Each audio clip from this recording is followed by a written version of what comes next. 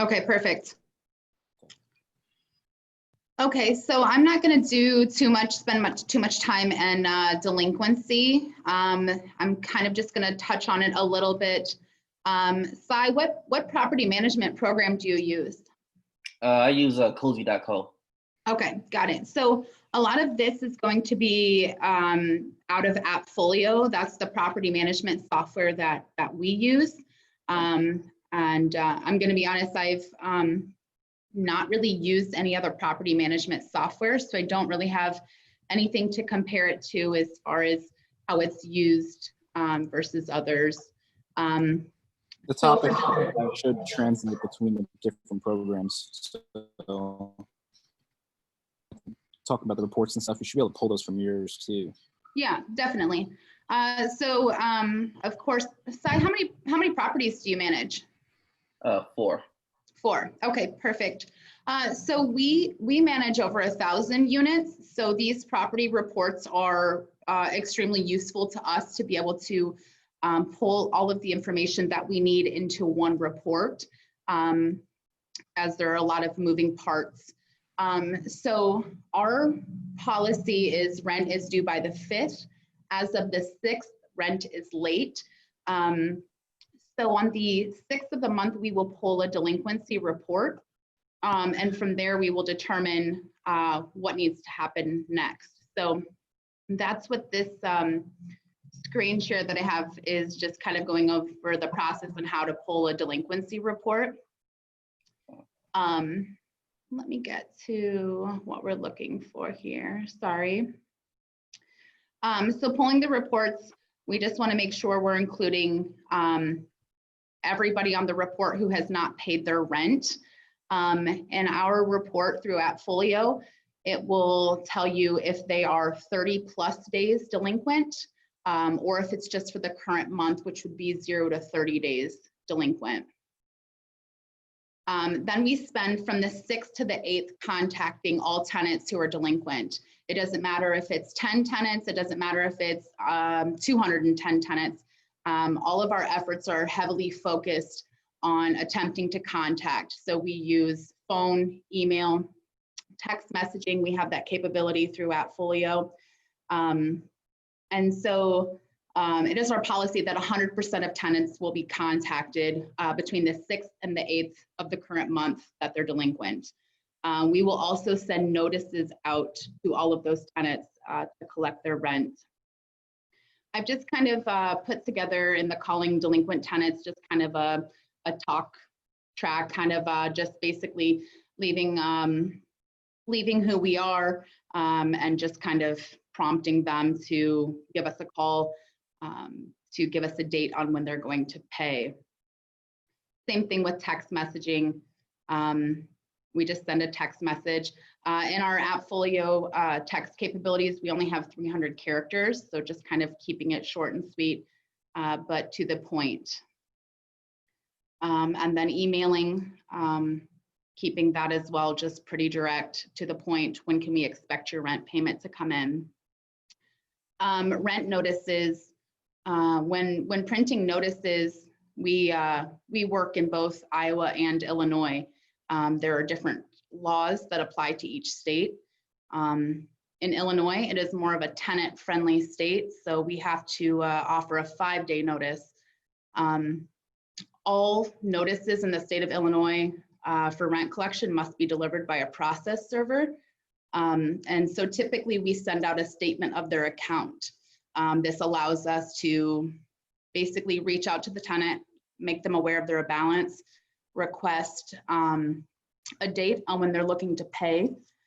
And then the extreme cases, the ones that we're looking to send to eviction in the future, or the ones who may have a history of this, then we would pay the fees to do the process server. In the state of Iowa, it is more landlord friendly, so we can offer or post a 3-day notice, and that can be delivered by anybody, so you don't need to hire a process server for that. And then it just kind of goes through our AppFolio system on how to create these letters. Process server, that's like a third party person, or like a Can be, yep. Yep, that's correct. Oh. And of course, documentation. We are required to document any attempt to contact or any contact to the tenant. If somebody who is in property management is attempting to contact or speaking with the tenant, and the person answering the phone, it's just important that those notes are there. That way, the right hand essentially knows what the left hand is doing, and it doesn't cause any confusion there. Okay, so we're going to move on to the process for eviction. Do you have any questions on anything for the delinquency? Not really. Now, what happens? I guess maybe you might go into this. What happens if someone pays like partial rent or anything like that? So that is included here in the kind of the beginning of this eviction. So again, just kind of with our company policy, we really don't want any tenants to fall a full month's rent behind, because that could lead to legal action. So what that means is if a tenant's made a partial payment for the previous month and then still owes the full current month, they'll be sent to eviction on the 6th of the month, because as of the 6th, they're considered a month and a half or a month and whatever that partial payment was behind in rent.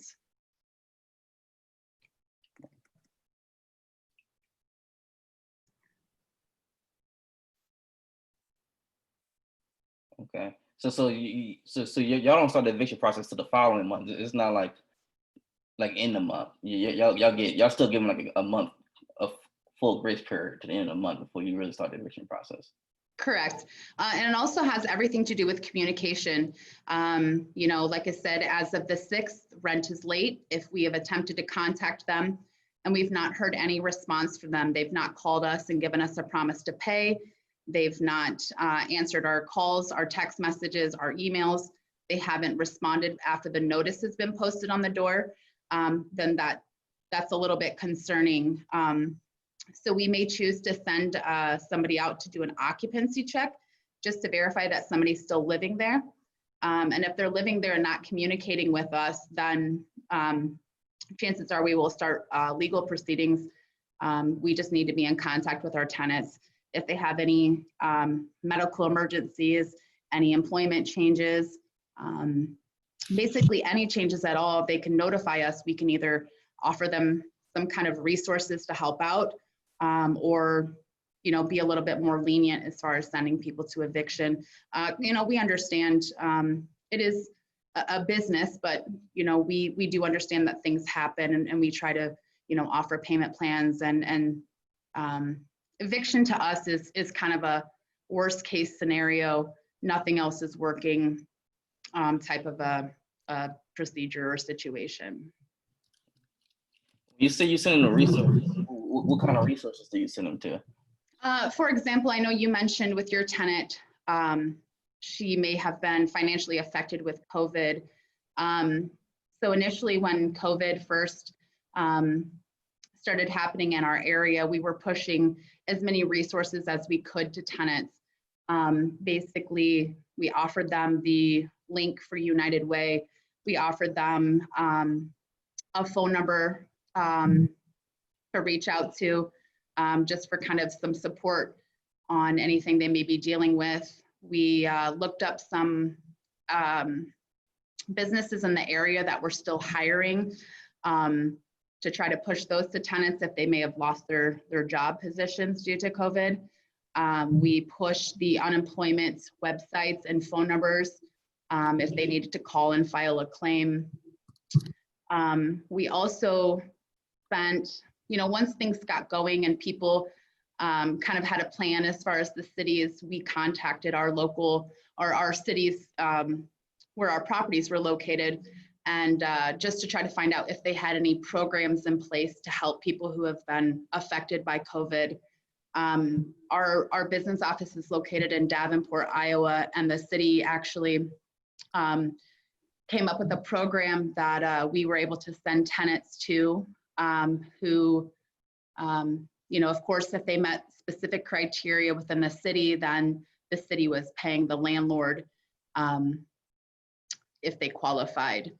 So there are different programs like that that were available to people.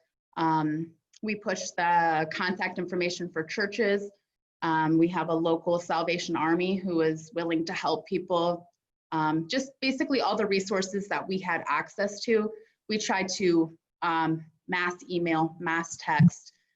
We also wanted to know if people were financially affected, and that way we could kind of take more of an understanding, you know, but again, if they weren't communicating, then that's a little bit of a different story. Okay, thank you. Okay, so this report, are you familiar with Smartsheet at all? No.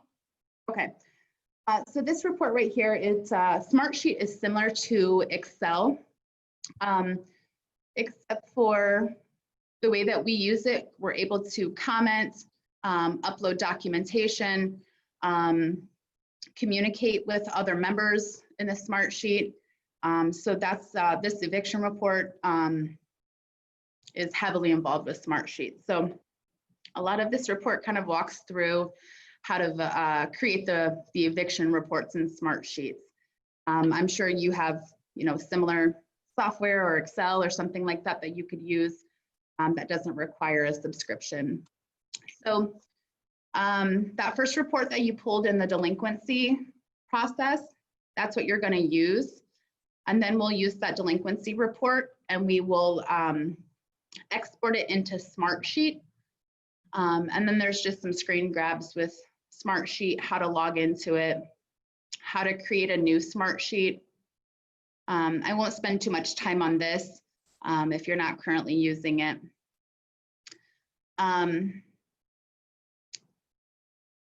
So then you can kind of create the columns that you're looking to use. Now, the nice thing about the Smartsheet is you can create a workflow. So in the workflow, it would, if I changed a column or I added a column or I, you know, checked a box, it would send a notification to somebody as part of the workflow that I may have created.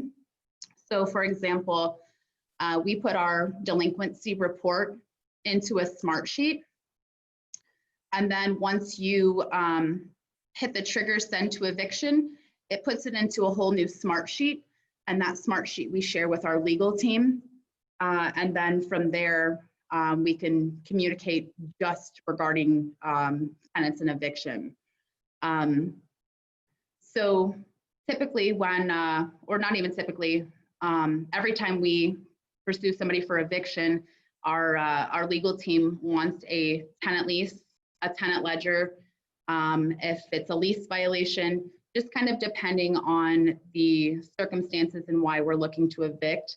Most of the time it's due to payment, but there are times where, you know, if a tenant is habitually breaking their lease as far as, you know, maybe they have unauthorized occupants, or maybe we've done a conditions inspections on the property and, you know, the property, they're just tearing it apart. Certain cases like that, then we may go, we may pursue eviction on those tenants as well. So documentation is the most important thing.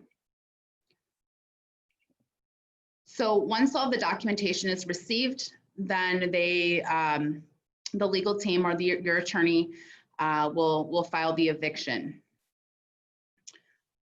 So once it goes into eviction, again, it's depending on the state that you occupy or that you live in or that you're sending tenants to eviction in. So again, Iowa being more landlord friendly, we can get into a court for eviction in about 3 to 15 days from the filing date. In the state of Illinois, we're looking at 2 to 4 weeks. So from there, once the eviction court happens, one of two things can happen. Order for forcible entry and detainer. So if that's the, if that is the decision by the court, then we will file for a writ of removal and possession with a date. So once that happens, then it's given to the sheriff, and then the sheriff will post that writ of removal and possession to the tenant's door. And that, again, it has a date on it, on when they need to basically vacate the property. Then we'll send an internal staff member to go and do an occupancy check. So the occupancy check is just making sure that they vacated in the time that they were given. If they don't, then we will contact the sheriff to do a standby and assist. And a standby and assist, and that's again, if the tenant is still occupying, then we'll need, to bring in some additional support and resources with the sheriff's office. So then we will schedule somebody to meet at the we'll schedule somebody to meet the sheriff at the property that we're trying to get the tenants to vacate. And typically we send a crew of guys because during the standby and assist, they're going to start moving the tenant's possession out of the property onto the curb. Those possessions have to be on the curb for about 24 hours so the tenant can remove their possessions and their items.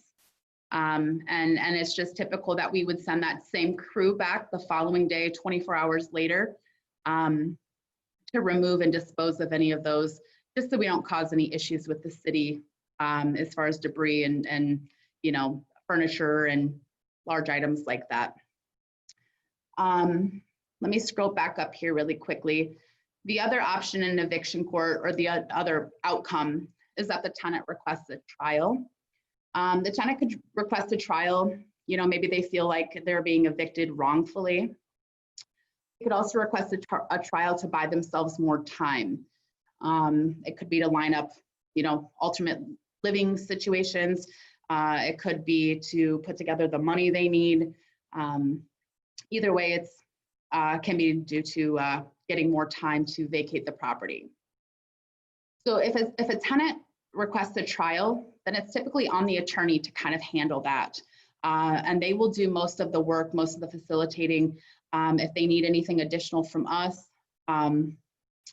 sometimes in a trial, they can basically try to fight the eviction, or basically do what they can to prevent that eviction from going on their record. So they'll try to pull up anything in their tenant history. Maybe they complain about an ongoing maintenance request, that's why they didn't pay rent. Or maybe they, talk about something else that they feel that we've handled incorrectly, to basically try to fight that case during a trial. And again, it's kind of on the attorney to do the back and forth and basically let us know if we need to make an appearance, what documentation, what information we need to provide. And then they'll keep us updated from there as far as when the tenant's actually vacating the property. So after the standby and assist, and after the tenant requested trial, once we've received word that the tenant has vacated or we've removed their possessions, then we will do the standard move out procedure from there, which is changing locks, cleaning, getting it ready for the next tenant. Do you have any questions or anything you want me to kind of circle back on and go over in more detail? Not this part, but I'm pretty interested in learning more about how you attract tenants, the right kind of tenants, and what kind of screening processes do you all have also? Okay, perfect. All right. KaLynn, on the eviction filings, what day of the month are we typically sending those and filing those? They could be filed at any time, but ideally, again, like if everything's going from day 1 of the month to day 15, like what day of the month would it ideally be on? That we file for the eviction? Mm-hmm. Yeah, so I kind of outlined it here up at the very beginning of the procedure here. Mm-hmm. A lot focuses on the 6th of the month because that's considered late. The 6th of the month, we would send people over for eviction who owe more than 1 month's rent, so a month and a half, a month, and the partial payment from the previous month. The ones who aren't communicating, we will send over on the 15th. Mm-hmm. And then the 20th of the month, any tenant who, they haven't paid and they've also missed their promise to pay. Now, a lot of this, again, eviction is our last, basically last resort. It costs money. Sometimes the financial aspect as far as the conditions of the property once the tenant moves out or once the tenant vacates, they're not happy about being evicted. They may not handle the property with care on their way out. So in there. 100%. So we really try to weigh the pros and cons. How hard is this going to be to re-rent? How bad is this tenant? Maybe they pay late, but they consistently pay late every month, and we know we're not going to get rent on the 1st or the 5th, but we know every month they pay by the 15th. And you really, as a property owner, need to kind of weigh your pros and cons to make sure that this is the best route. Okay, got it. Also, again, Tyler, back to the dates. I try to think about paydays, which are typically on Fridays for most people. So that plays a heavy influence on the decision. You know, a lot of times people may be late paying their rent, but we know by Friday it's their payday and they'll have the money to pay their rent. Yeah, like the 6th is like on a Wednesday or something, and the 8th is okay. Yep. So we try to think of things like that. Okay, so is there any situation where you waive late fees? So like in a situation where you know the person is usually good for paying rent, but let's say like Tyler says like the 6th and the Wednesday or something like that on the 5th. I think that's kind of up to you, just kind of at your discretion and you know what you would like to do. I know during COVID, you know, I understand that it's still going on right now, but when we first found out that people were affected, it was kind of a courtesy for we just waived late fees for everybody. Yeah, just kind of a courtesy, major changes happening, kind of a benefit of the doubt situation. So we did make that. What's our late fee right now? Is it $35? It is $35. You know, we've spent a lot of time working with our attorney on our lease, and it's definitely state laws and guidelines on what you can and can't charge for a late fee. So a lot of them, it's a percentage of the rent. If it's over, ours is never a percentage though. We're working on getting it adjusted per the laws. But typically you want to just charge kind of a flat fee. They say, again, this was just the recommendation by our attorney, charging a daily fee. A lot of times that doesn't hold up in court. So just charging a good, you know, reasonable flat fee, like $50 a month, is a pretty middle of the ground fee for late fee. So. Perfect.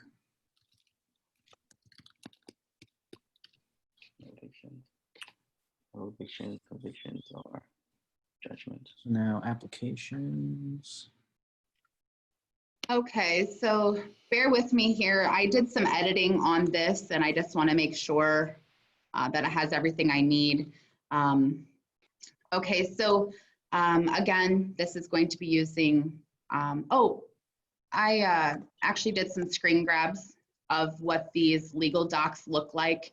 Sorry, just to kind of circle back. So the order for forcible detainer, that's kind of the judgment or the court order that happens prior to moving somebody out of the property.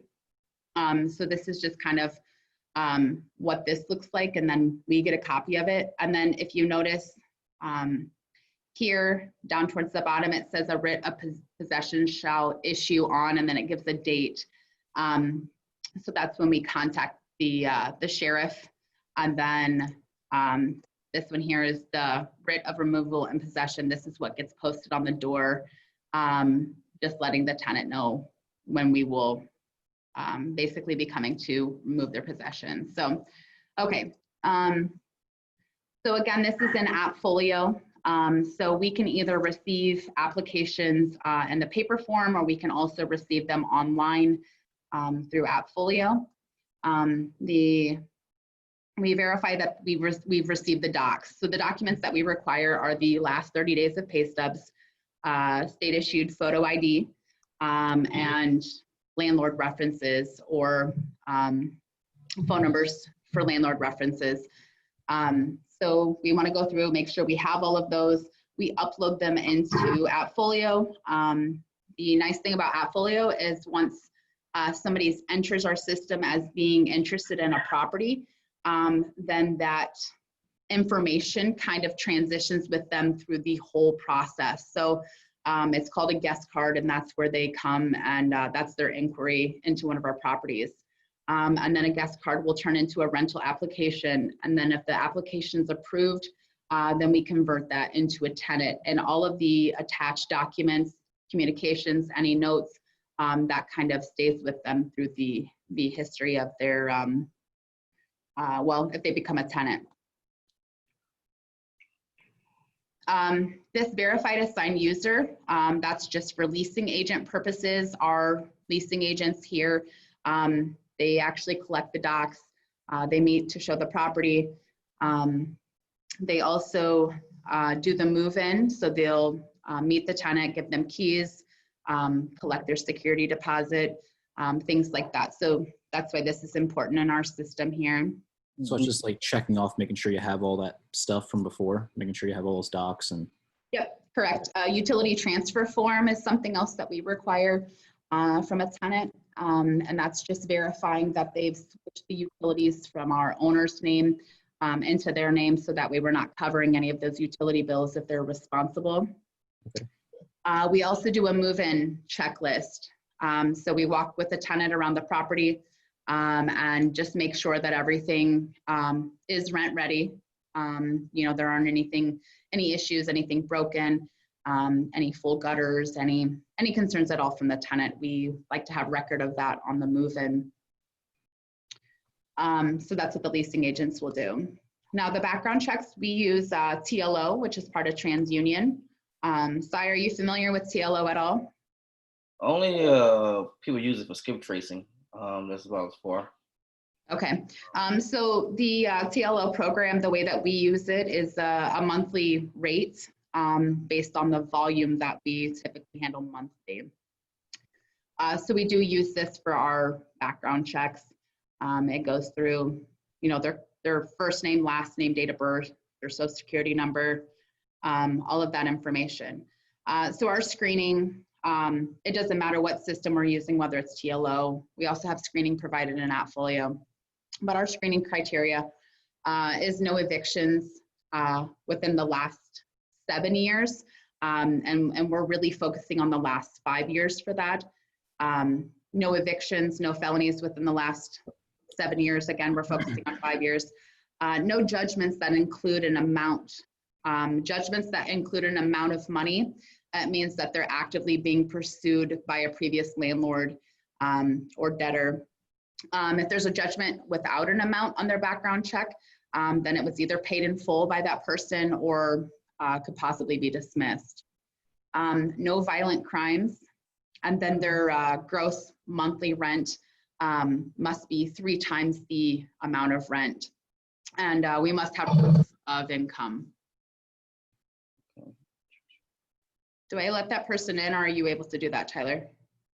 You have to let him in. You're the host. Okay. Who is it? Tony? Okay, yeah.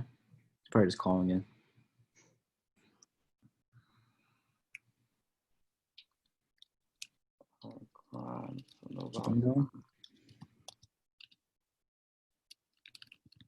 Hey, Tony, we just finished up evictions, and now we're on to tenant screening. You're good, KaLynn. Okay. So from here, based on the report that pulls from TLO, they must pass the background check before we go any further. So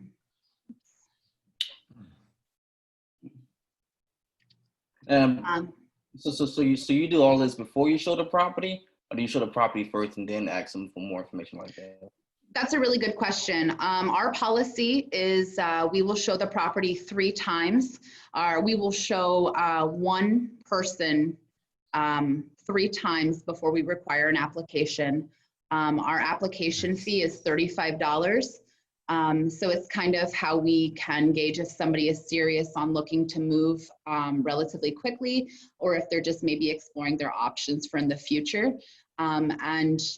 We just want to make sure that if we're scheduling a lot of time for showings, that We're not wasting anybody's time, our leasing agents, our potential applicants. Once they apply, once they've paid that $35 application fee, then we start running the background checks and all the other screening that goes into it. Probably a little bit different on this side since like we have like a pool of properties that people go into, but dogs are barking like crazy. But as an individual, you can make them do an application first. I was warned about that, like, you know, because I've heard like two schools of thought, like, you know, if you force someone to do a full application, they may not do it.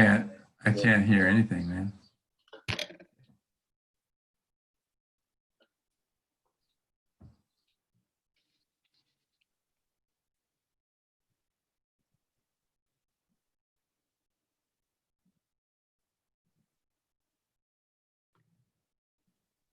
It's like two on mute. KaLynn, can you hear me? I can hear. So it's showing that Tony's microphone is muted, but I'm not sure. Tyler, is there anything I can do on my end to make it so he can hear what we're saying? No, it must be Tony's speakers there. His mic doesn't have to do with it. Okay.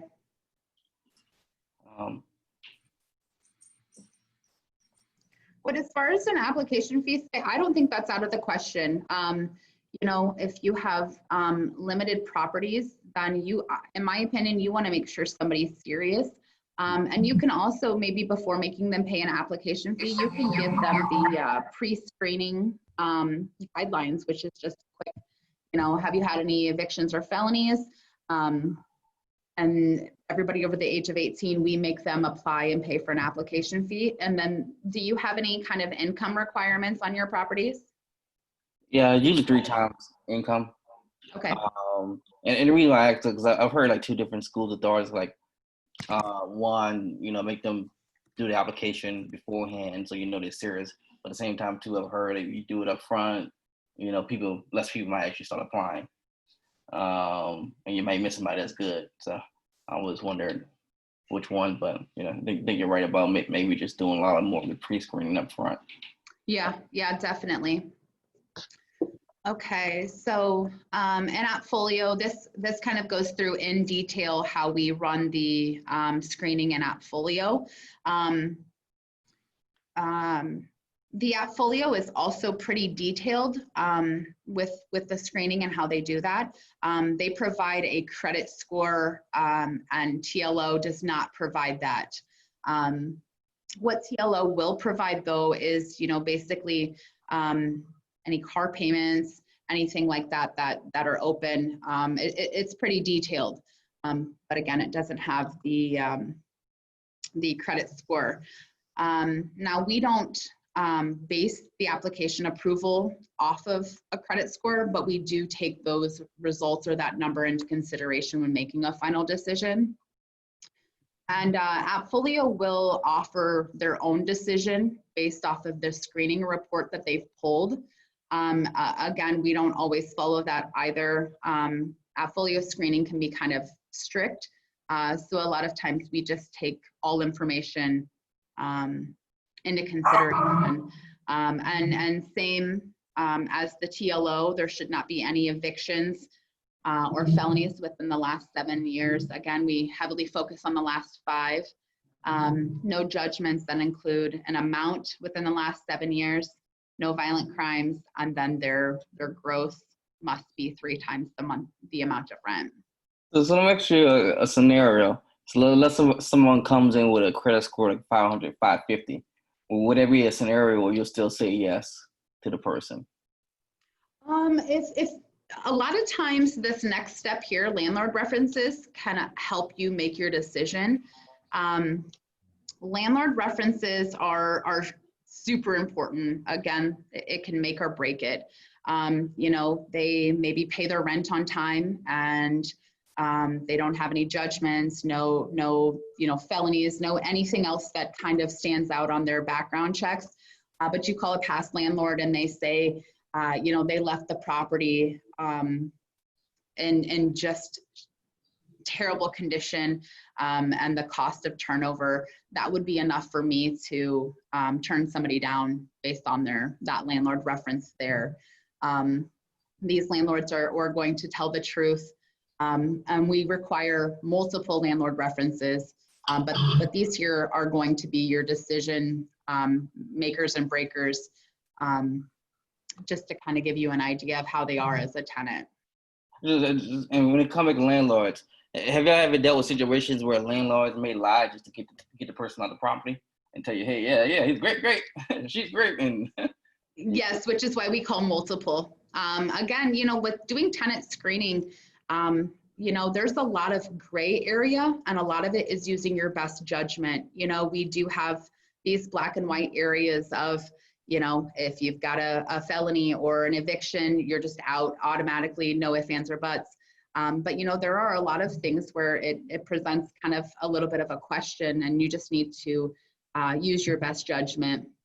The other thing is, if we have something concerning show up on a background check, maybe they owe money to a past landlord, or a situation like that, we've actually requested that the tenant pay off that balance with the landlord, show us proof of that, and then we will charge them, maybe a deposit and a half or a double deposit, and that will just kind of, make the situation a little bit better. We know they've paid off their past debt. So again, it's kind of case by case. All of the information that you're pulling, just using your best judgment. What are you currently using right now for landlord references or for background checks? Cozy Code has like a system built inside of it where they pay Cozy Code the application fee. I don't see any of it, and they do the background checks. History and credit checks and all that. Do you have an attorney that you work with pretty closely? In my wholesale business, I do, but he's the one taking over now my evictions too. So the one lady I was mentioning earlier, he's taking over that case right now.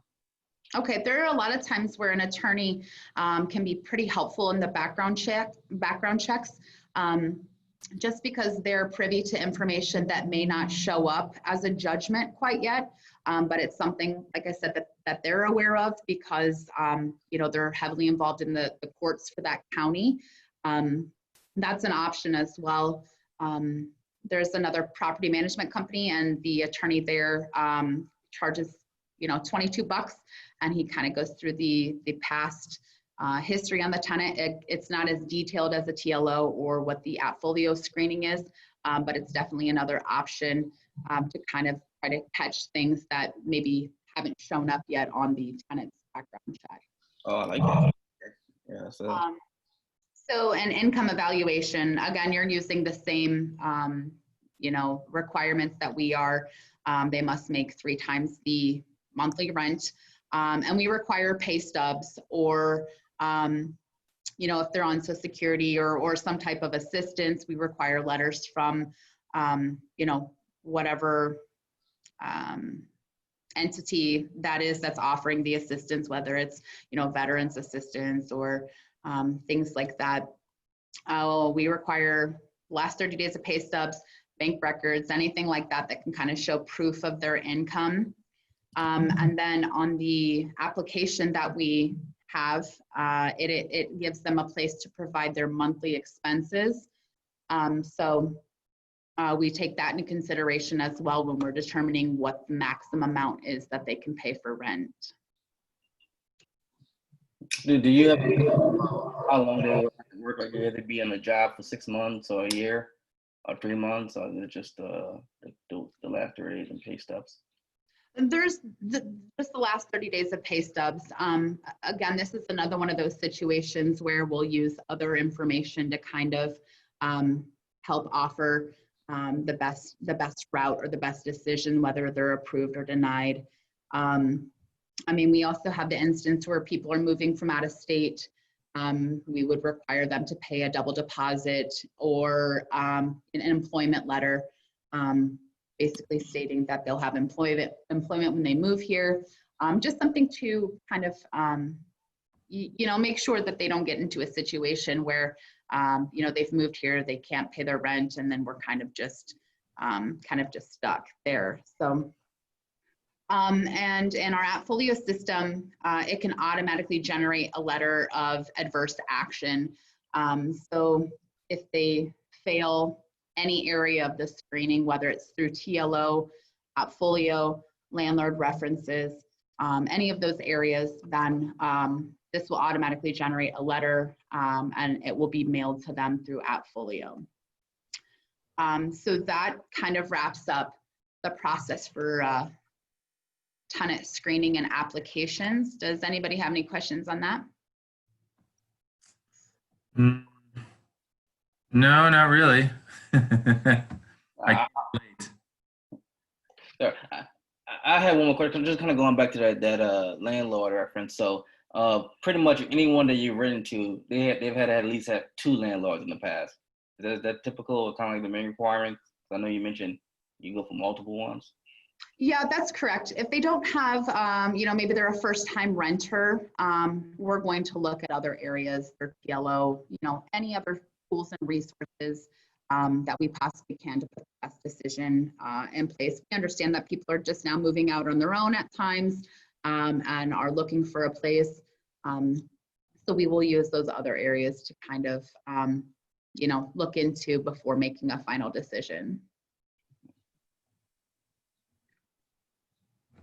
Now this screen that I've pulled up now, this is our residency verification. This is what is sent or emailed to the previous landlords to just kind of give us an idea of, maybe what we might experience with the tenant that is, or with the applicant.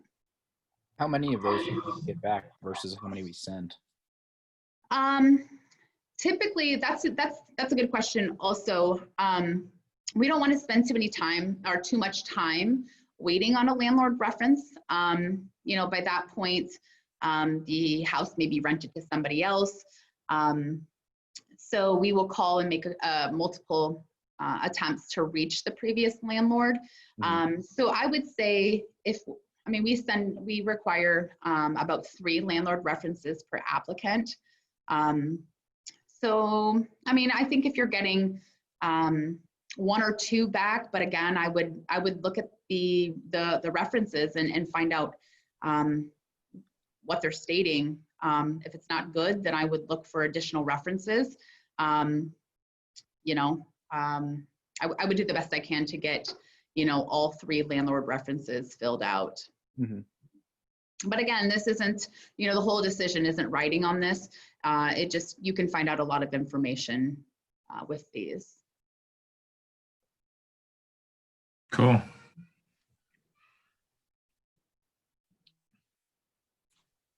Anybody have any questions? Anything we want to discuss in further detail?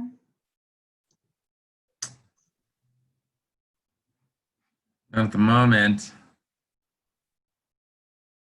Would is that landlord reference sheet? Is there a place where I guess maybe I could pull it? Look, it's pretty good. I'd be interested in having the document. Yeah, I could send you the information on it. Tyler, what's the best way? Can I just send it to me and then I'll push it out. Okay, got it. I'll put it in the replay description on YouTube, like a drive link, and you can just grab it there.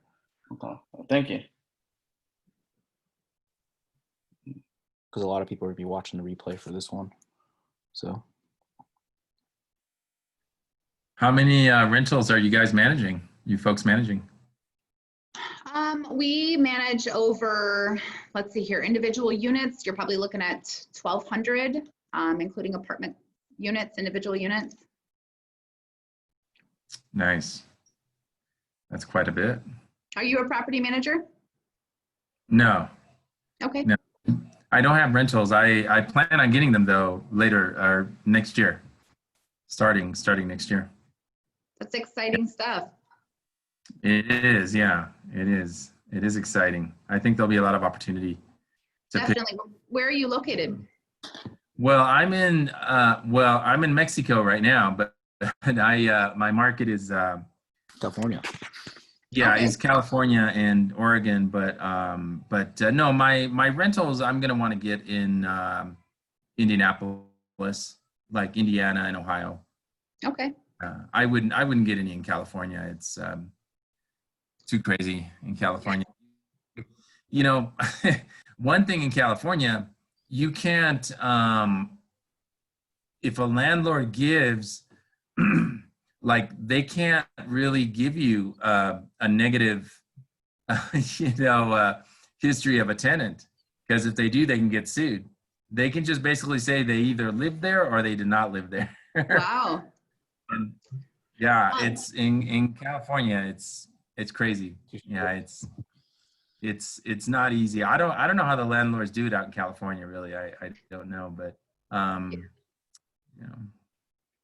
Also, do you have a lot of like good supporting documents, a lot of good, your application policy? How is your application worded? A lot of these, like I know the situation that you're describing with the tenant that you're currently, that's currently in your property. I know some of our forms and documents have been created in a way that basically they must be honest and truthful from the get-go, and if anything is found other than that, even after the fact, that's a reason to evict. So that may be something that would help protect you in the future is, if you moved a tenant in and like in the situation that you're in, you came across where you found that she's, previously had an eviction issue, or, things like that, it could help protect, and you could send her immediately to eviction for just not being, forthcoming and honest on her application and her policies. I like that. Yeah, I'll write that down. Okay. Add that to my list. So I did another question. I don't know how loaded it is, but it is more revolving around marketing, like whether you advertise, you use certain language or certain anything to attract the type of tenants that you want to, anything like that. Like how do you, I guess, the funnel for tenants? Well, it's kind of like, do you have single family homes? Are you doing multifamily homes? What is your, what are your Just single family homes. 3 single family homes and 1 trailer. Oh, okay.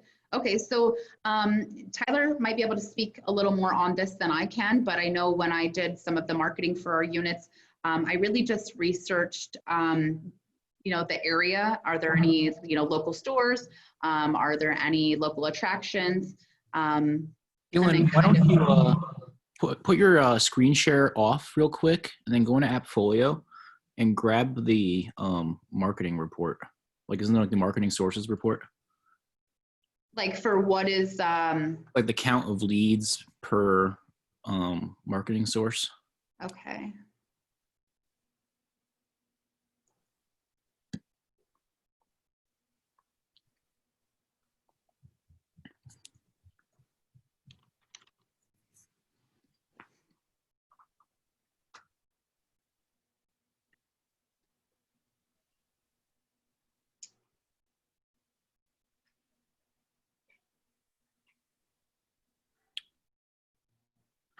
Here, I'll try and find it with you.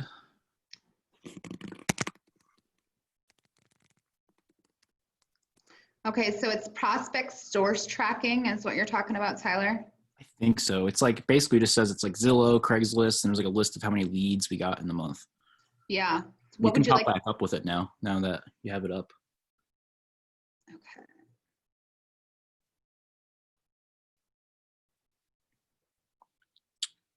Okay. Do you want to sort it by approved apps? Huh. Lovely. Oh, sorry. Bodo? Yeah, some of these places I haven't even heard of before. Yeah. Well, that's what Appfolio does is you'll put your vacancy in Appfolio and it pushes to all these places automatically for you. So you don't have to manage it on those sites. But you can't get Appfolio unless you have I think you need like 200 units or something to use it. So you basically have to be a property management company to do it. but you definitely get some good ideas from it. So looks This like is for really you, helpful. This is really helpful too, because, there were a lot of, we spend a lot of time posting to, for example, Craigslist. And so just to kind of explain each of the columns here, we have, the source, obviously the website or where it's going. Guest cards is the inquiries, people who are interested in the property. They've, are looking to move, they're scrolling one of these websites. As soon as they show that they're interested, then that comes to us. And so then from there, so for example, our website, we've received 50 guest cards on our website, and then those guest cards then ended up with 23 showings. And then out of those 23 showings, we've received 38 applications. And then from those applications, only 9 of them were approved and then converted to tenants. So it's really important. A lot of times you think, oh my gosh, we're receiving so much interest from, for example, Craigslist or something, whatever it is, but those actual really good leads that are coming through are minimal. You see our approved applications for anything other than our website, zumperandapartments.com, is 0. So it's just how good those leads actually end up being, that they turn into approved applicants. Can you back out the date range a little bit? Maybe we'll get some different data. Do you want me to do just since January? Sure. Now, is some of those other websites is like pointing to your website, or how are you getting traffic to your main website? So once we received guest cards, a lot of times when we are contacting them, we will either let them know what our website link is, or we will, again, in AppFolio, we have texting capabilities. We'll send them our link to the website that way.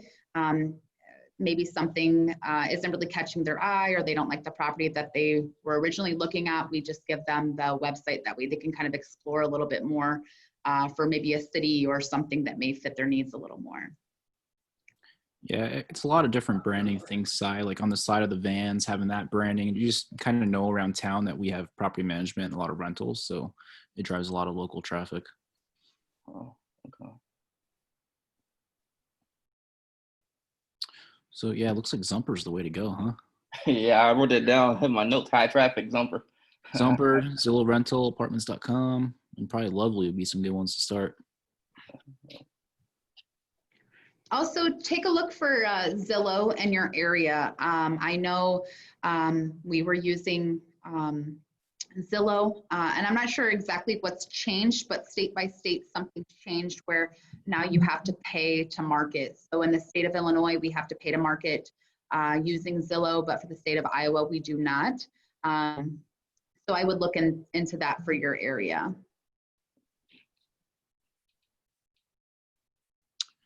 Cool. You guys have any more questions before wrap up a little bit? Really? No. KaLynn, can you go back to, I don't know, it's not going to show anything, right? Can you go back to that reports tab in AppFolio? Yeah. This one here? Ooh, they changed it. It's AppFolio Plus. Yeah, I was wondering to see under leasing reports if there's anything else good in there.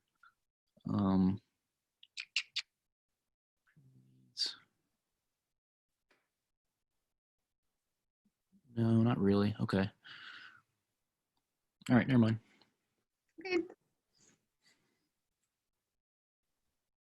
Yeah, if you get a good property management software, all those reports are automatic based on actions you take. It's amazing, actually. What are you using right now to manage? I know you said you have 4. Are you using anything, or you're just kind of? You said it was Cody something, right? Oh yeah. Cozy. COZY.co. Is it decent? Oh yeah, it's decent. It's free. It's free. Well, I say, but it's a pretty good UI. Now, albeit I don't have a lot of experience. Yeah, I was using Steza. I'll check out Cozy though. But I got recommended by a few people to use cozy.co, and I've liked it so far. You know, I don't think it has all it definitely doesn't have all the functionality of Appfolio, but I think it's you know, it's highly recommended for people that only own a few rentals here and there. Yeah, it'd be pretty cool if Appfolio released like an individual program. Yeah, they're coming up with new things constantly, which is kind of cool. It just kind of grows with us. But yeah, I'm not sure of anything on the smaller scale for Appfolio. Yeah. Some real strong. Yeah, this is amazing. Yeah, this is way past cozy, but yes, it's incredible. KaLynn, can you go back to that reports tab and like slowly scroll from top to bottom? I just want to show everyone that watched the replay the different reports and different metrics that are kind of important to property. Yeah, definitely. Let me, okay. So the accounting reports we use a lot to share with investors and property owners. We use a lot with the cash flow. If they own, which is going to be right down here. I'm not sure if you can see my cursor. We also use the property comparison, the cash flow property comparison. It kind of just lets them know, yeah, the comparison of their portfolio. Let's see here. The diagnostic reports, there's really not too much with that that we use, or at least that I use. Leasing reports, super helpful from a higher level, like management level. You want to know, you know, how many guest cards are coming in. Our lease expiration, we use that for renewals. If we can get leases renewed, you know, that cuts down on the money for the turnover and the loss due to vacancy. So those reports are really helpful. Leasing summary, it just kind of goes through how many showings that have happened. The premium leads, so with Appfolio, some of the marketing, there are kind of options with the marketing. You can just post it to the free sites, or maybe you have a property that's been vacant longer than 60 days. So you can turn on the premium leads, which will post it to, you know, paid sites. Sources. Yeah. Let's see here, rental application just kind of goes through the application as a whole, how many applications we've received, how many have been denied, how many approved, how many awaiting a decision, so on and so forth. The unit vacancy detail, I use this every day. So the unit vacancy detail is going to let us know, you know, what properties are vacant and maybe going through a turnover, which helps us monitor and track how long the properties are going through turnover.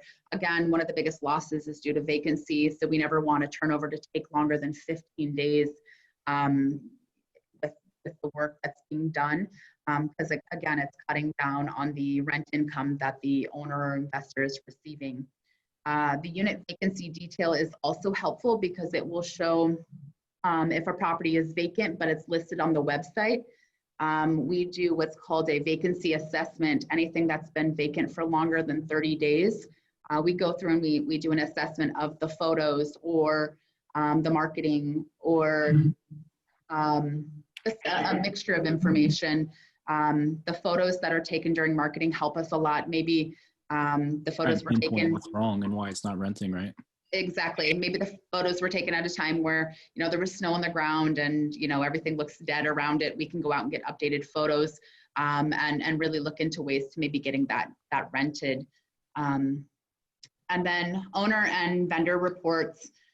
We use the owner statement enhanced report a lot for our owners. It gives them the cash in, cash out information. Every month we publish that to them. And then this is just ways to contact vendors or ways to contact owners with the directories, work orders that will give an idea of how many work orders are open, what they are for. Basically any information like that for tracking work orders. and maintenance reports. Property and unit reports. Again, it's going to go through a higher level of the property as property directory. The rent roll, I use that frequently. It kind of lets you know where you stand, how much rent you can potentially collect from all of your properties as a whole. A quick question about the vacancy.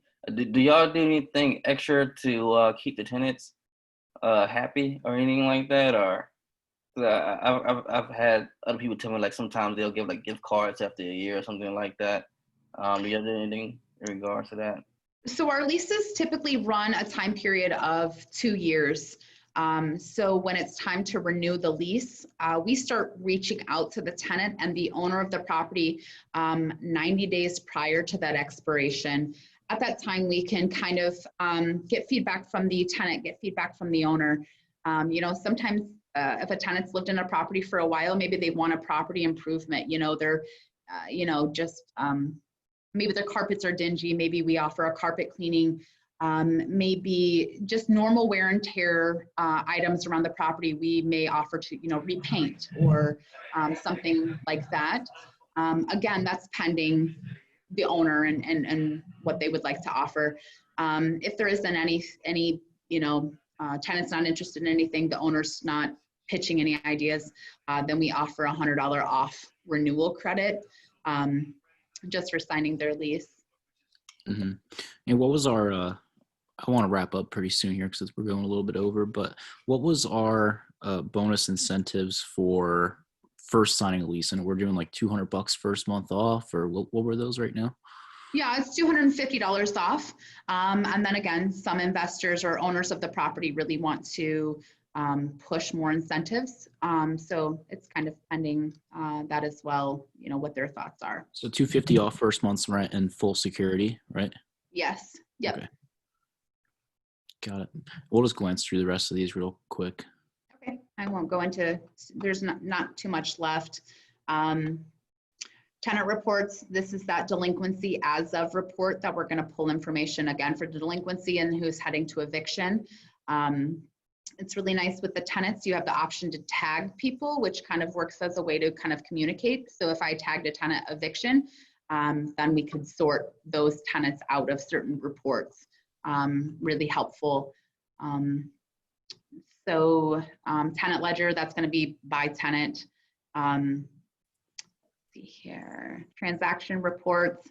This is going to be your basic accounting reports, any kind of payables, any checks that have been cut. You can pull that information up here. And this workflow reports, we've recently upgraded to AppFolio Plus, and so that is you're able to build workflows within AppFolio. Nice. All right. So looks like Tony headed out. Cy, anything before we sign off here? Thank you so much. Appreciate it. Got some notes here. Good. Perfect. You need to rethink and reconsider, especially looking at Zomper and putting more, you know, the extra ketchup around my lease I need to have, and the part about checking multiple landlord references, 2 to 3. So, and I think also too, like I wasn't big on getting pay stubs and stuff like that, and I need to start doing that. So, cause you know, I'll call the employer, but I don't know who I'm talking to sometimes, you know. Yeah. It could be a friend or something. So look at everything as a whole for sure. Yeah, gotta be strict with screening because, you know, 3 months in, you're stuck once you don't pay. Definitely. Oh yeah. And your documents, your application, like I said, I can't put enough emphasis on that because that really protects you. You know, just making sure that they're including all information that you're requesting. You know, those are the documents that when you, you've got your application policy, your lease. Those are the documents that are really going to support you in your property management, as well as those are the documents that you're going to take with you if you do have to end up in a legal situation. So I would just make sure that those are foolproof, that those protect you, that those are worded in a way that are on your smart. Adrian. Hey, KaLynn, over on Tony's little button there, can you hit mute? Exhausted from putting in. Got it. There you go. Well, all right, let's wrap up. KaLynn, can you hand me back? If you click on me, you can make me the host again.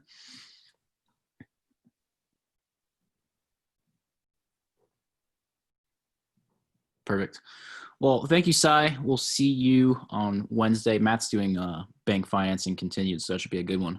We're talking a lot about credit and stuff like that, so I'll catch you there. All right, thank you both. Thank you, KaLynn. Thank you. Have a good day, guys.